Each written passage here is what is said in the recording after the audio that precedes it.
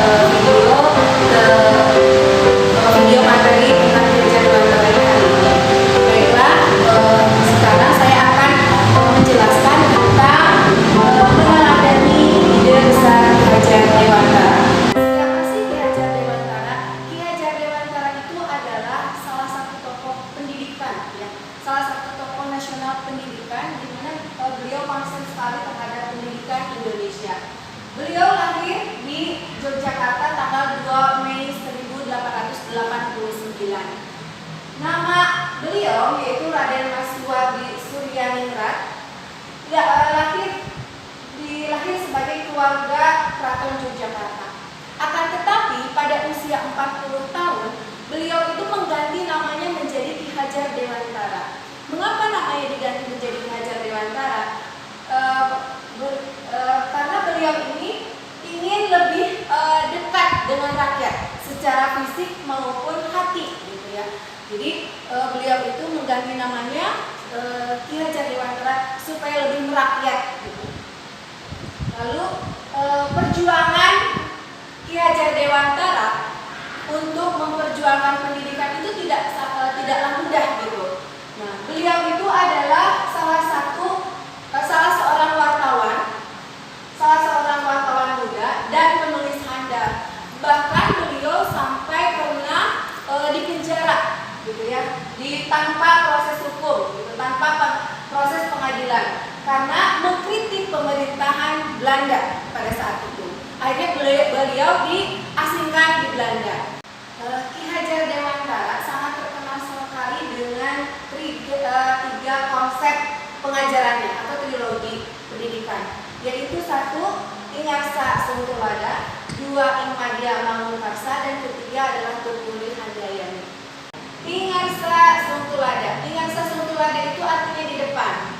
Nah, di mana seorang pendidik itu harus bisa memberikan contoh, kepada peserta didiknya, gitu, atau kepada siswanya. Seorang pendidik harus yang memiliki tanggung jawab itu, dia akan memberikan contoh teladan yang baik, ya, contoh teladan yang baik mau dari sikap maupun perilaku, gitu. Nah, karena kan guru itu diguguk dan ditiru, di mana murid akan melihat apa yang dilakukan oleh guru. Nah, dari situ kita sebagai pendidik harus bisa memberikan contoh yang baik. Itu penjelasan tentang Ingarsa Sungtulada. Yang kedua, Ingmadya Mangunkarsa. Ingmadya Mangunkarsa itu artinya di tengah. Di tengah itu artinya seorang pendidik harus bisa memotivasi siswanya, gitu ya, agar terus harus bisa memotivasi, membimbing secara terus-menerus agar si peserta didik itu bisa berkembang dengan baik, gitu. Bisa berkembang dengan baik, bisa mengeluarkan bakat dan minatnya dengan baik, dibimbing oleh seorang pendidik. Nah, itu. Terus yang ketiga itu adalah Tuturi Handayani.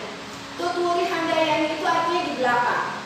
Artinya di belakang itu seorang pendidik harus bisa mendorong siswanya untuk dapat menggali potensi-potensi yang dimiliki oleh peserta didik. Guru harus bisa mendorong peserta didik untuk menggali potensi apa yang dimiliki oleh si anak tersebut, gitu ya. Itu adalah pengertian. Jadi pengertian dari Tuturi Handayani, sehingga pengetahuan yang dia dapatkan selama di sekolah atau dimanapun itu bisa berguna bagi kehidupan dia sendiri, gitu ya. Sekarang masuk ke dasar pemikiran teologi yang dikemukakan oleh Ki Hajar Dewantara. Menurut beliau, sebagai pahlawan dan pendidik asli Indonesia, Ki Hajar Dewantara itu melihat manusia itu lebih dari sisi kehidupan psikologisnya. Menurutnya, manusia itu memiliki daya jiwa, yaitu cipta, karsa, dan karya. Nah, pengembangan ketiga ini harus seimbang antara cipta, karya, dan karsa. Nah, lalu beliau mengatakan bahwa pendidikan kalau hanya menekan kepada intelektual belaka itu hanya akan menjauhkan peserta didik dari masyarakat. Jadi tidak hanya intelektual saja, gitu ya, tapi akhlak juga, sikap, perilaku itu harus sejalan. Oke, berikutnya tujuan dari trilogi yang dikemukakan oleh Ki Hajar Dewantara. Tujuan dari trilogi itu adalah untuk mencapai hidup tertib, ya, untuk mencapai hidup tertib dan damai dan manusia yang merdeka, merdeka secara fisik, merdeka secara mental, dan merdeka secara kerohanian. Jadi tidak ada pengekangan di sini, gitu ya. Itu tujuan dari trilogi Ki Hajar Dewantara. Dari trilogi yang dikemukakan oleh Ki Hajar Dewantara tersebut, gitu ya, maka para guru itu hendaknya menjadi pribadi yang bermutu dalam kepribadian maupun kerohanian.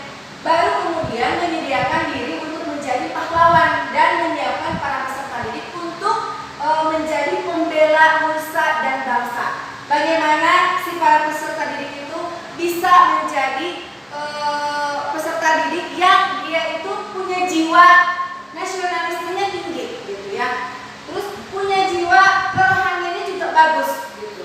Nah, dengan kata lain, yang diutamakan sebagai pendidik pertama-tama adalah fungsinya dulu sebagai model atau figur, gitu. Figur keteladanan. Baru kemudian fasilitator sebagai pengajar. Jadi peserta didik, dari guru dulu mungkin, gitu ya. Jadi dari guru dulu itu harus bisa menjadi model dulu, menjadi model, menjadi figur yang bisa diteladani oleh para siswa. Sehingga kalau misalnya semua guru bisa menjadi model yang baik, lalu diikuti oleh peserta didik yang mengikuti sikap atau model guru yang baik juga, maka akan tercipta pendidikan yang baik, gitu. Baik, sekian mungkin penjelasan dari saya. Mohon maaf bila ada kekurangan. Wassalamualaikum warahmatullahi wabarakatuh.